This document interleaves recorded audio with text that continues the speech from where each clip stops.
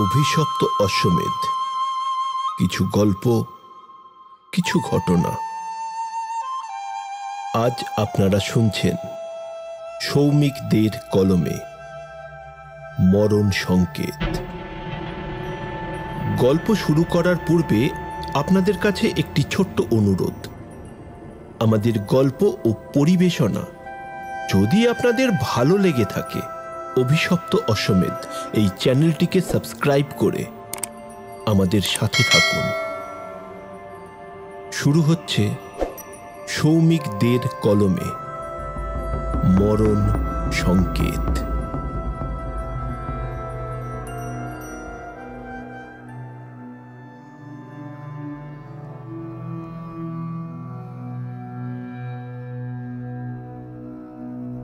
এই গ্রহের জন্মের আদিকাল হতে যতগুলো ভাষা, যতগুলো শব্দ তৈরি হয়েছে, তার মধ্যে বোধ করি সবচাইতে রহস্যময়, ভয়ঙ্কর আর দুর্বোধ্য শব্দটি হল নিয়তি। যে মুনি ঋষিরা সূর্য শিশির পাতার ওপর নগ্ন পায়ে দাঁড়িয়ে খালি চক্ষে গ্রহ নক্ষত্র প্রত্যক্ষ করেছিলেন, তাঁরা অবধি নিয়তির ব্যাখ্যা দিতে পারেননি। এই কথাটা কিন্তু নেহাতি কথার কথা নয়।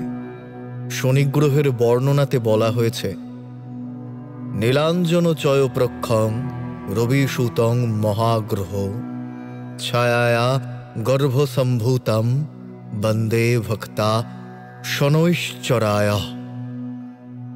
অর্থাৎ কাঁচ আবিষ্কারের বহু বহু যুগ পূর্বেই তারা গণনায় জেনেছিলেন যে শনি গ্রহের রং নীল বর্ণ, তার চতুষ্পার্শ্বে ছায়ার ন্যায় কুণ্ডলী, এবং সেই ছায়ার গর্ভস্থানে এই গ্রহের অধিষ্ঠান, এবং সূর্যের সংসারেই এই গ্রহের ঠিকানা।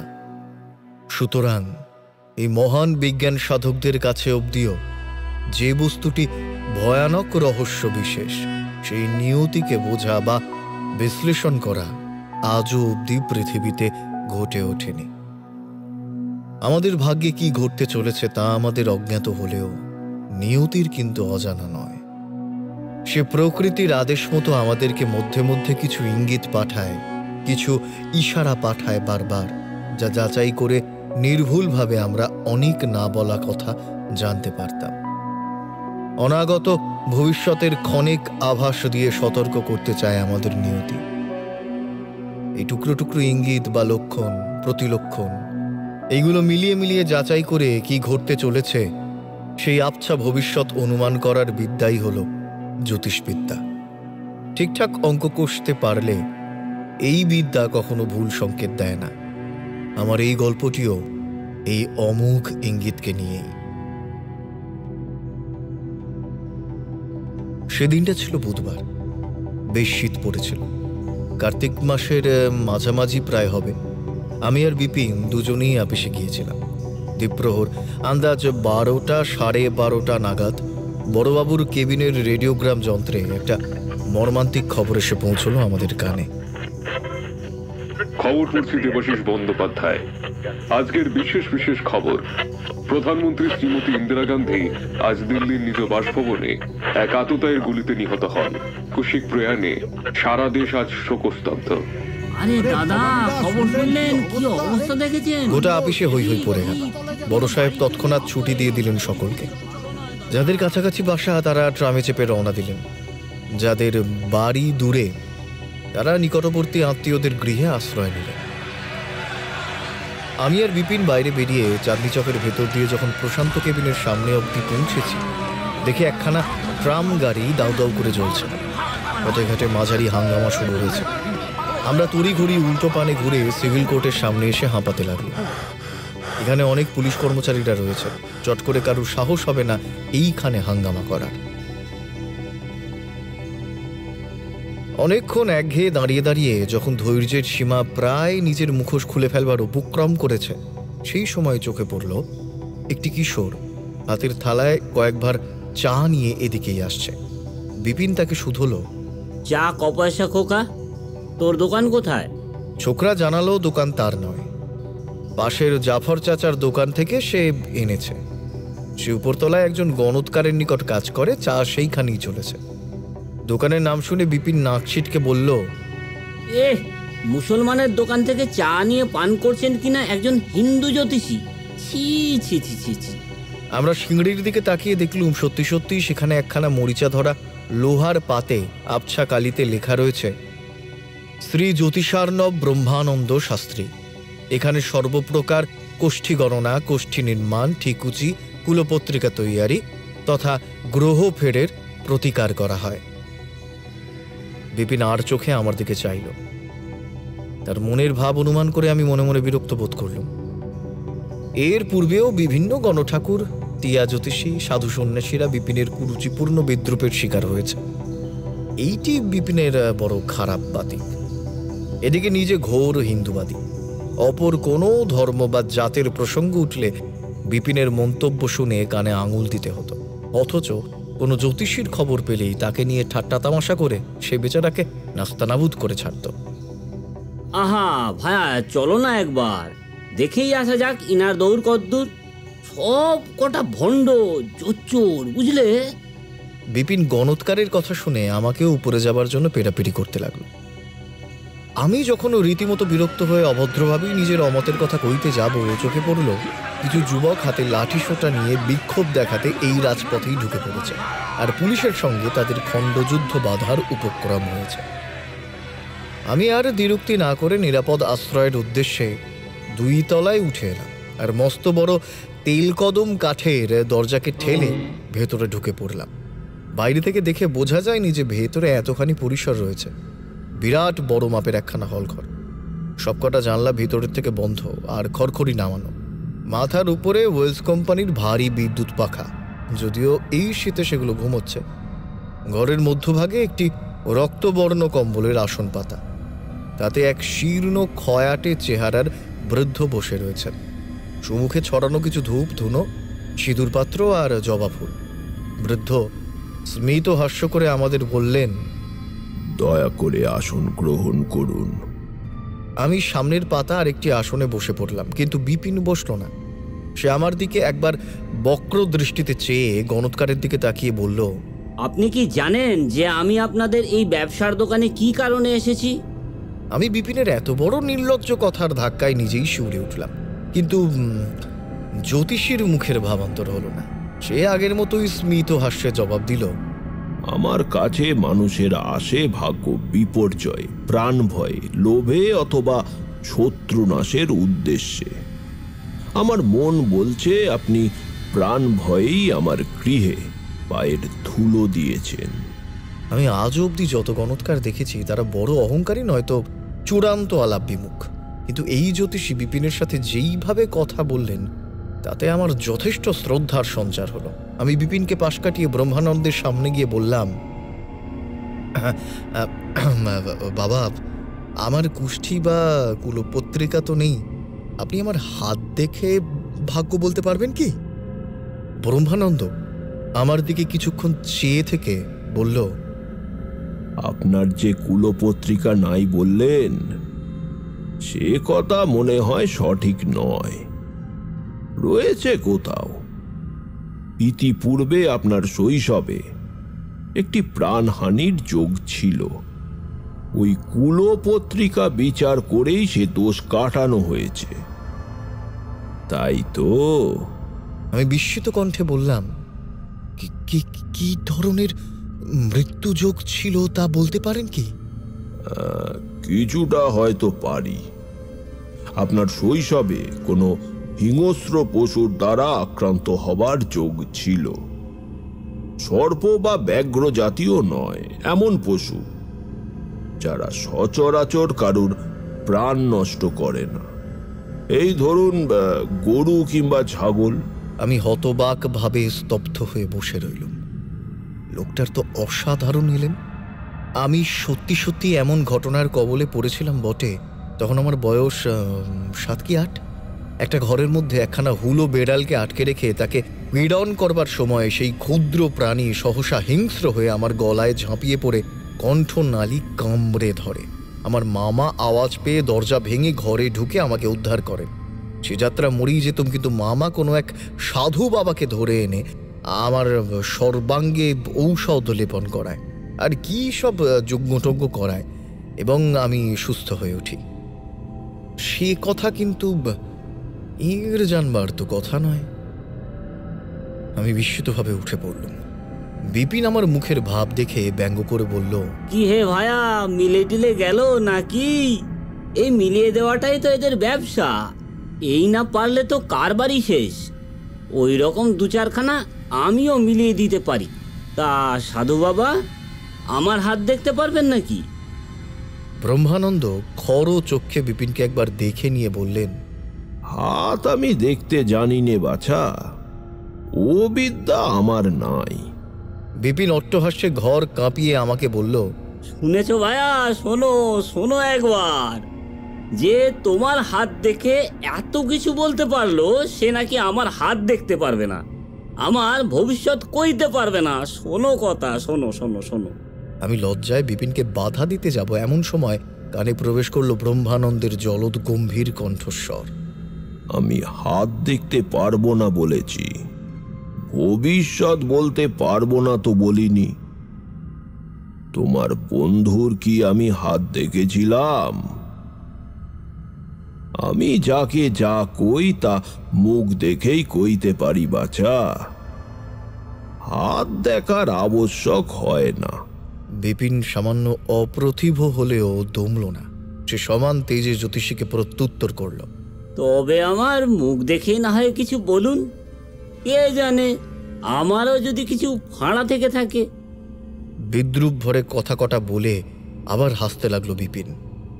থাকতে পারে নয় বাছা, রয়েছে, আমি দেখতে পাচ্ছি। বিপিন কঠিন মুখে প্রশ্ন করল, কি কি দেখতে পাচ্ছেন? মরণ সংকেত। তোমার পিছনে তোমার ছায়ার মতো ঘুরে বেড়াচ্ছে, তিনটি কায়াহীন সংকেত। তারা খুব শীঘ্রই তোমাকে গ্রাস করবে, তৈরি হও। এইবার আমি নিজেই চমকে উঠলাম। বলে কি লোকটা? মরণ সংকেত? মানেটা না বুঝলেও কথাটা শুনেই বুকটা যেন ছ্যাঁত করে ওঠে। আমি অবাক গলায় জিজ্ঞেস করলাম, এর মানে? মানে মানে এ হলো এক ধরনের ইঙ্গিত, যা আমাদের নিয়তি আমাদের জন্য আমাদের মৃত্যুর সময়ে তৈরি করে। প্রতিটি প্রাণীকে তার মৃত্যুর পূর্বে কিছু শর্ত পূরণ করতে হয়। সেই শর্তগুলি হলো এক একজনের মৃত্যুর ইঙ্গিত। এর মধ্যে শেষতম শর্তটি যেদিন পূরণ হয়ে যায়, সেই দিনেই সেই প্রাণী জীবন হারায়।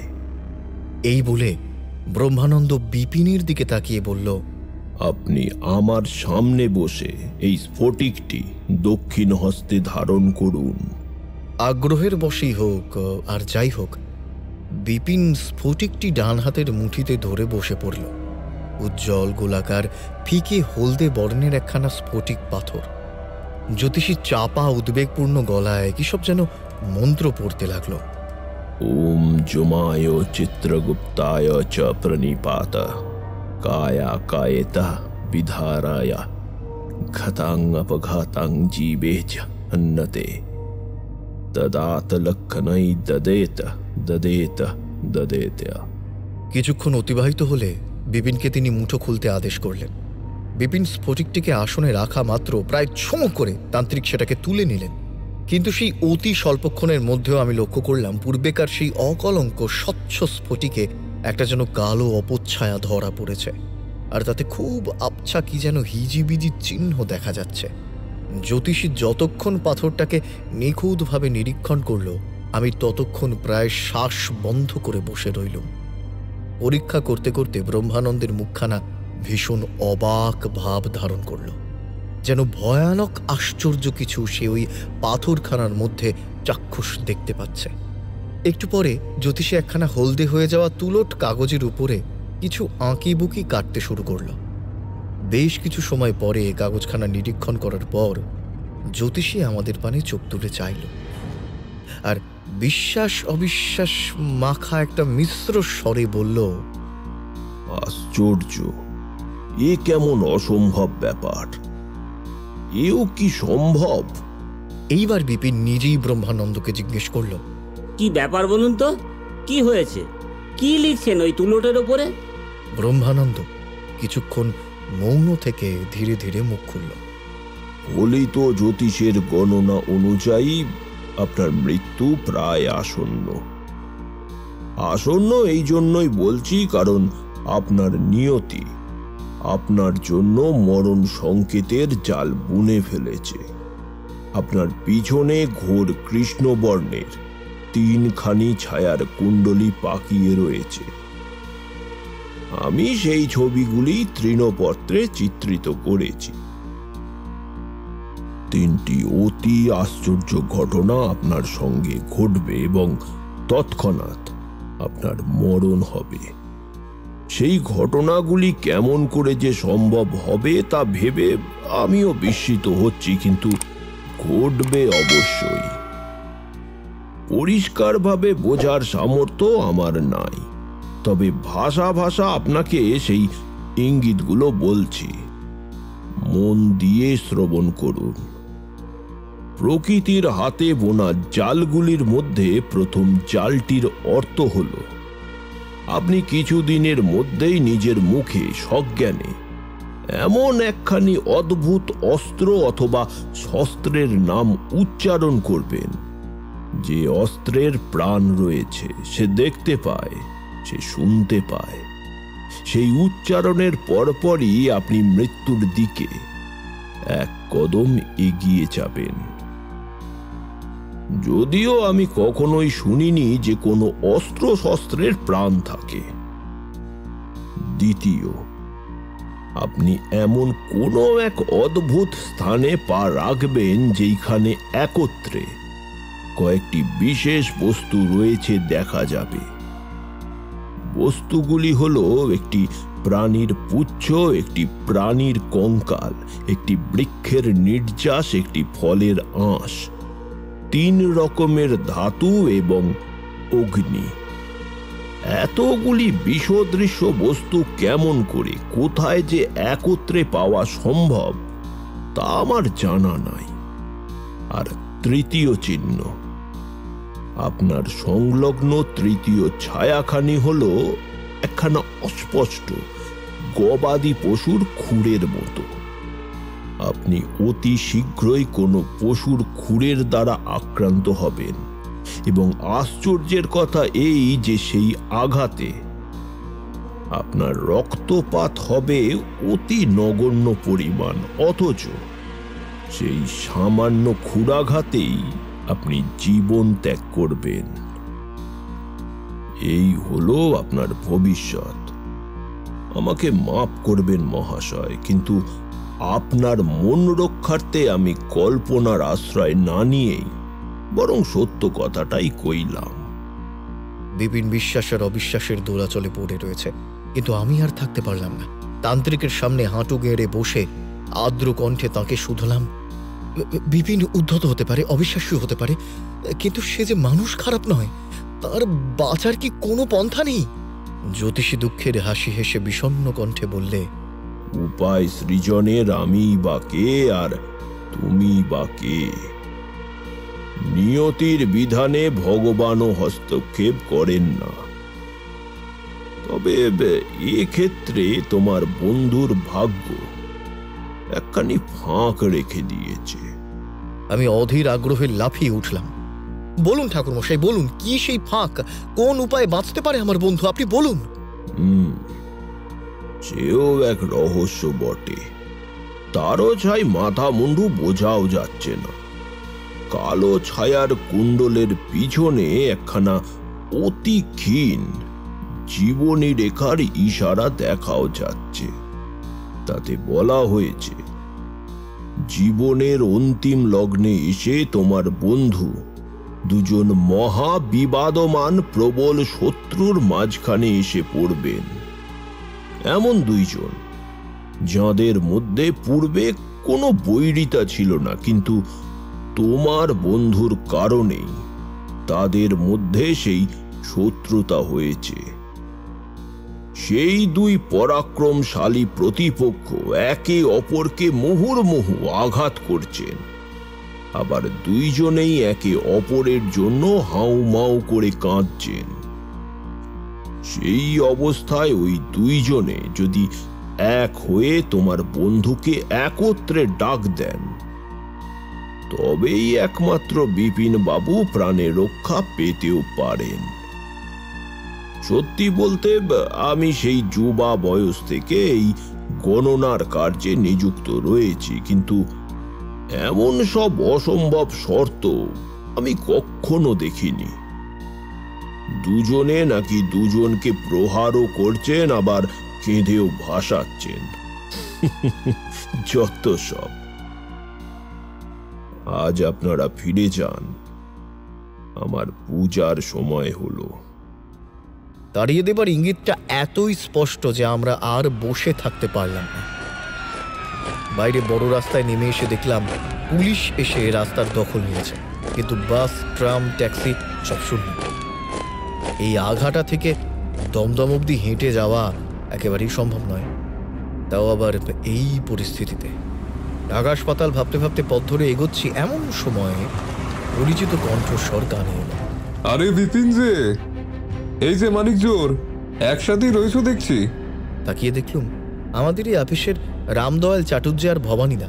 আমাদের দেখতে পেয়ে নিজের মোটর গাড়ি থামিয়ে প্রশ্ন করলেন তারা, আরে এই হাঙ্গামার মধ্যে কোথায় গেছিলি তোরা? বাড়ি যাবি তো? নে নে, উঠে বস শিগগির। সত্যি সেই মুহূর্তে পরিচিত মুখ দেখে ধরে প্রাণ এলো। জ্যোতিষী সংক্রান্ত ব্যাপারটা গোপন করে নিয়ে বিপিন ঠাট্টার সুরেই বলল, দেখেছো তো ভায়া, রাখে হরি মারে কে। আজ এতখানি পথ হেঁটে হেঁটে যেতে হতো, কিন্তু আমাদের বরাত দেখো, ভবানীদা রামদা দেবদূত হয়ে আমাদের উদ্ধার করতে চলে এলো। এই বলে আমরা মোটরে চেপে বসলাম। মোটর দমদমের উদ্দেশ্যে রওনা হলো। মাত্র মিনিট খানেক মতো কেটেছে, হঠাৎ টের পেলাম বিপিন গো গো করে আওয়াজ করছে। আমি তাকে ঠেলা দিয়ে ডাকলাম, এই এই বিপিন, এই বিপিন, এই অমন করছিস কেন? এই উত্তরে বিপিন কিছু বলার চেষ্টা করছিল, কিন্তু হঠাৎই মরণ যন্ত্রণায় চিৎকার করে উঠে অজ্ঞান হয়ে গেল। আমার হতভম্ব ভাবটা কাটবার আগেই ভবানীদা গাড়ি ঘোরালো স্যার নীলরতন সরকারের হাসপাতালের দিকে। আমি বিপিনকে প্রাণপণে আঁকড়ে ধরে রইলুম। কি হল বিপিনের? তবে কি? কিন্তু তাই বা কি করে হবে? জ্যোতিষীর গণনা যদি সত্যি হয়, তাও তো প্রথম শর্তটাই এখনো পূরণ হয়নি তার। আমরা পথে বেরোতে না বেরোতেই এদের সাথে দেখা, কারোর সাথেই তো কোনো কথাবার্তা হয়নি, শুধু ভবানীদা আর আমি। হঠাৎ যেন বিদ্যুৎ স্পৃষ্ট হলাম। রামদা, অস্ত্র, প্রাণযুক্ত হাতিয়ার।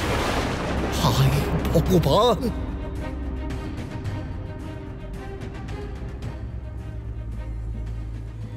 বিপিন 2 দিন পরে আজ হাসপাতাল থেকে ছাড়া পেয়েছে। শরীর অত্যন্ত কাহিল। আমরা ট্যাক্সি যোগে বিপিনের বাড়ির সম্মুখে নেমে ভাড়া মিটিয়ে চালককে বিদায় করলাম। আসার পথে আমরা দুজনেই এই সিদ্ধান্তে উপনীত হয়েছি যে জ্যোতিষীর অমন ভয়ানক ব্যাখ্যা শোনার ফলেই বিপিনের অবচেতন মনে একরকম ভীতি থেকে গিয়েছিল। তারই ফলশ্রুতিতে নিজের অজান্তেই ওই নাম উচ্চারণ করে পুনরায় সে আতঙ্ক জেগে উঠেছিল। আমি মনে মনে ব্রহ্মানন্দের উপর চটেই রইলুম। বিপিনকে ঘরে তার উদ্বিগ্ন পরিবারের হাতে সমর্পণ করে আমি বীরহাটিতে আমার বাড়ি ফিরলাম এবং বিকেলে টেলিফোন করে জানলাম বিপিন অনেকখানি সুস্থ হয়ে উঠেছে। পরের দিন শনিবার আপিস ছুটি ছিল। দ্বীপ্রহর নাগাদ আমি একটা কাজে বেরিয়েছিলাম, তা ভাবলুম বিপিনকে একবার দেখে আসব। আমার বাড়ি বীরহাটি স্টেশনের নিকট, বিপিনের বাড়ি দমদম মধ্যেই পড়ে দুর্গানগর এলাকা। বেলা 3:30 নাগাদ আমি বিপিনের বাড়ি পৌঁছে শুনলাম বিপিন আজ অনেকটাই ভালো রয়েছে। তার বউ আমাকে বললে, আপনি সেদিন না থাকলে কি যে হতো ব্যোমকেশদা, উনি হঠাৎ যে কেমন করে এত অসুস্থ হয়ে গেলেন। যাক বাবা, ভগবান মুখ তুলে চেয়েছেন, উনি সুস্থ হয়ে উঠেছেন। আপনি একটু বসুন, আপনার বন্ধু পুজোয় বসেছে, সে এলো বলে। বিপিনের বউ চায়ের সরঞ্জাম নিয়ে এলো। আমি চা তৈয়ারি করতে করতে বিপিনের বাপের সঙ্গে সাম্প্রতিক রাজনীতির কুফল তথা এই মুহূর্তের সবচাইতে চর্চিত সফদরজং রোডের হত্যাকাণ্ড নিয়ে আলোচনা করতে লাগলো। প্রসঙ্গ যখন রীতিমতো সরগরম হয়ে উঠেছে, হঠাৎই মেয়েলি গলার ভয়ার্ত চিৎকারে আমরা চমকে উঠে ভিতর ঘরে দৌড়ে গেলাম। ভিতরে ঢুকে দেখি বিপিনের বউ ঠাকুর ঘরের সানে কাঁদতে কাঁদতে মাথা কুটছে, আর পুজো করতে করতে বিপিন আচমকাই গা হাত পা ছড়িয়ে মরণাহত ব্যক্তির ন্যায় ছটপট করছে। আমরা দৌড়ে গিয়ে বিপিনকে টেনে আনলুম ঠাকুর ঘরের বাইরে। বিপিনের বাপ ছুটে গেল ট্যাক্সি ডাকতে। আমি এদের দুইজনকে আগলাতে আগলাতে হতভম্ব হয়ে আকাশ পাতাল চিন্তা করতে লাগলাম। সেই হতভাগা তান্ত্রিকের কথা সত্য হলে বিপিনের পরবর্তী আঘাত আসার কথা, সেই অদ্ভুত দ্বিতীয় শর্তটি পূরণ হলে তবেই। কিন্তু সে তো পুজো করছিল, তবে কেমন করে? মেসমশাই একখানা গাড়ি ধরে আনলেন। আমি বিপিনকে ধরে ধরে তোলার সময় দেখলাম সে আমাকে কি যেন কথা বলবার চেষ্টা করছে। তার কাঁপা হাতের তর্জনী নিবদ্ধ রয়েছে ঠাকুর ঘরের দিকে। আমি বিস্মিত হয়ে সেই দিকে চক্ষু ফেরালাম, আর যা দেখলাম তাতে আমার শ্বাস স্তব্ধ হয়ে এলো। যে শর্তখানি আমরা এত কঠিন ভেবেছি, সেদিন এত হাসাহাসি করেছি, যে শর্ত কার্যত অসম্ভব ভেবে, সেই জটিল শর্ত নিয়তির খেয়াল বসে এভাবেই পূরণ হলো। ঠাকুর ঘরে ছড়িয়ে ছিটিয়ে বিক্ষিপ্তভাবে পড়ে রয়েছে পূজার সামগ্রী। পড়ে রয়েছে চামর, শঙ্খ, ধুনোর পাত্র, নারকেল ছোবড়া, তামার কোষাকুষি, পেতলের বাসনপত্র, কাঁসর, আর একখানা জ্বলন্ত প্রদীপ। বিপিনের জন্য আমিও অফিস থেকে দিন কয়েকের ছুটি নিয়েছি। আজ মঙ্গলবার। 3 দিন পর বিপিন একটু নিরাময় হয়েছে, যদিও হাসপাতালের কর্মচারীরা বিপিনের উপরে বেজায় চটে গিয়েছে একটা কারণে। সেই দিন একজন মুসলমান ডাক্তারবাবু দায়িত্বে ছিলেন। তিনি বিপিনকে পরীক্ষা করতে এলে ওনার পরিচয় জেনে বিপিন ওর চিকিৎসা নিতে অস্বীকার করে। ডাক্তারবাবু যার পণ্যায় অবাক হয়েছিলেন, কিন্তু বিষণ্ণ মুখে হেসে ধীরে ধীরে সেইখান থেকে চলে যান। পরে এক হিন্দু ডাক্তার বিপিনের চিকিৎসায় নিযুক্ত হয়। যাই হোক, ডাক্তার বলেছেন শ্বাসকষ্টের থেকেই এমনটা হয়েছিল। বদ্ধ স্থানে ধূপ ধুনোর ধোঁয়ার মধ্যে অতক্ষণ বসে থেকেই এই বিপত্তি ঘটেছে, এবং বলাই বাহুল্য বিপিন সেই মতবাদকে সাদরে গ্রহণ করেছে। কিন্তু আমি অতটা উদারপন্থী হতে পারিনি। বেশ তো, ব্রহ্মানন্দের গণনা না হয় মিথ্যা, কিন্তু পরপর 2টি ঘটনাতেই তার বলা ব্যাপারগুলো ঘটল কেমন করে? বিপিনের প্রথম আঘাত লাগতে পারত কোনো ট্রামে, কোনো বাসে, পথে ঘাটে, কিন্তু না, তার আঘাত এলো এমনই একজনের উপস্থিতিতে যার নামই অস্ত্রের নাম। কেন? আপিসের 2 হাত পরিমাণ ক্ষুদ্র কুঠুরিতে বসে এত বছর কাজ করলাম আমরা, তাতে বিপিনের শ্বাসকষ্ট হলো না। রোজ নিজের হাতে পুজো করা বিপিন হঠাৎই অসুস্থ হলো কিনা ঠাকুর ঘরে, যেইখানে সেই সকল বস্তুগুলোই ছিল যেগুলো জ্যোতিষী বলেছিল। কেন? উত্তর নেই। কে দেবে উত্তর? সৃষ্টির আদিকাল হতে বাঘা বাঘা মুনি ঋষিরা যার উত্তর খুঁজে পাননি, তার উত্তর আমি হরিপদ কেরানি কোথা হতে পাবো?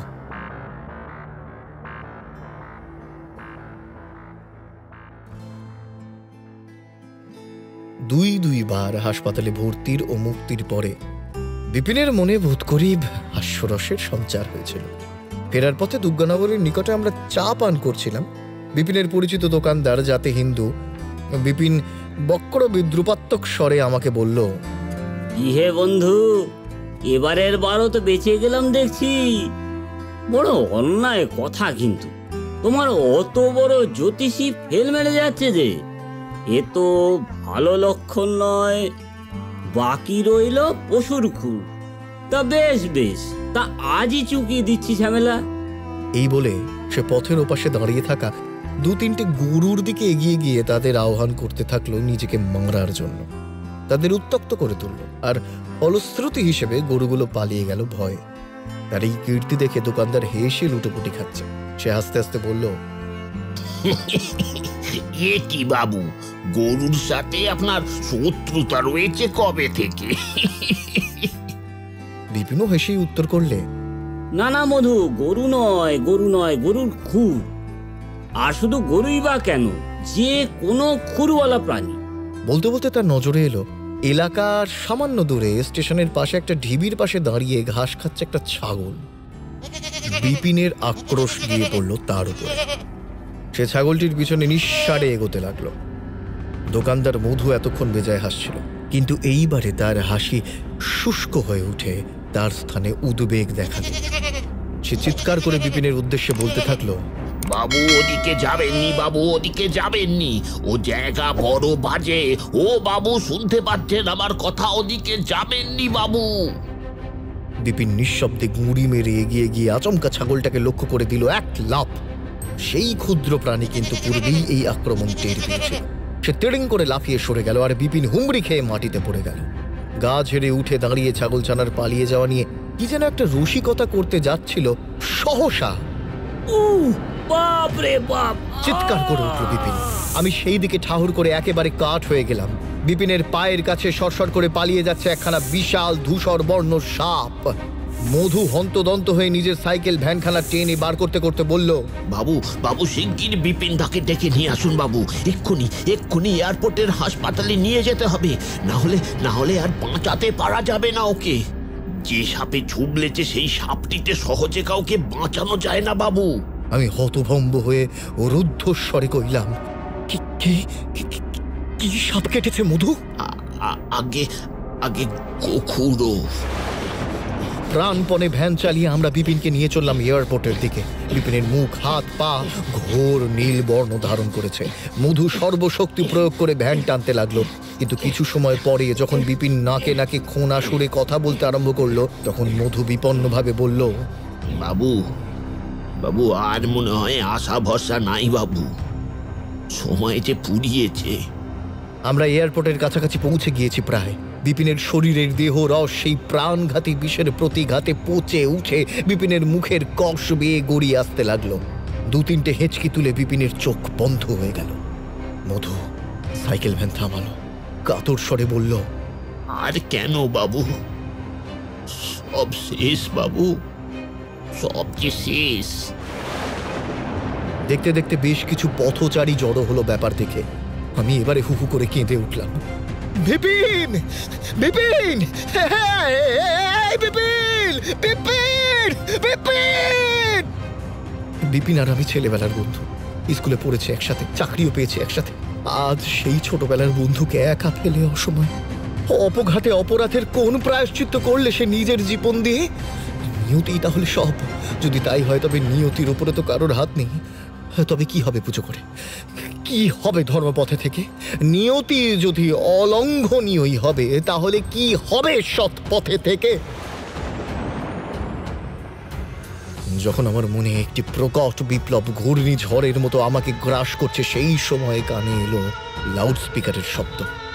আমরা দাঁড়িয়ে রয়েছি এয়ারপোর্টের সংলগ্ন হাসপাতালের পার্শ্ববর্তী মন্দির মসজিদগুলির মুখে। সেই মন্দিরের দরজা খুলেছে সবে, সেইখান থেকে নাম গানের সুর ভেসে আসছে। সামান্য ব্যবধানে পাশের মসজিদ থেকেও ভেসে এলো নামাজ পড়ার গুঞ্জন। সেই দুই কোলাহল বাতাসের রন্ধ্রে রন্ধ্রে বিক্ষিপ্ত হয়ে প্রবাহিত হয়ে গেল আমাদের ছুঁড়ে।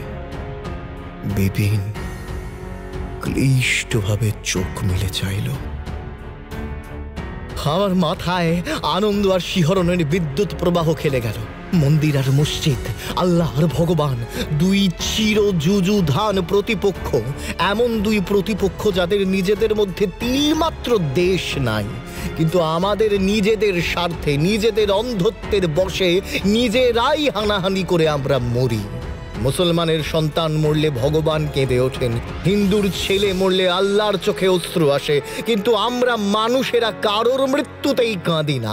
এক মৃত্যুর প্রতিশোধ অপর মৃত্যু দিয়ে পূরণ করার মূর্খামিতে আমরা মেতে উঠি। কখনো ভেবে দেখি না যে সৃষ্টিকর্তা কি ইঙ্গিত করছেন। হিন্দু মুসলমানের পরিচয় না দেওয়া অবধি কারুর জাতি আমরা চিনতে পারি না। কেন? সৃষ্টিকর্তা যদি বিভেদের পক্ষেই থাকেন, তবে আলাদা ছাঁচে গড়েননি কেন? কেন দুজনকে কেন? আমার উত্তর কেউ দিতে পারেনি, পারবেও না। বিপিনকে সেই দিন আমি সুস্থ শরীরে তার বাড়ি ফিরিয়ে দিতে পেরেছিলাম। তার মৃত্যুর জটিল কুহকগুলি পূর্ণ হওয়া সত্ত্বেও কেবলমাত্র সৃষ্টিকর্তার দুর্বোধ্য ইশারায় সে জীবন পেয়েছিল। নিয়তির প্রভু একমাত্র তিনি। তার অলঙ্ঘনীয় নির্দেশে নিয়তিও তাঁর গতি বদলায়। বিপিন তো সেইবারে বেঁচে গিয়েছিল, কিন্তু এই ঘটনা আমার কাছে এক নতুন আতঙ্ক উপস্থিত করল। মহাবিপদ। এ আমরা কোন পথে এগোচ্ছি?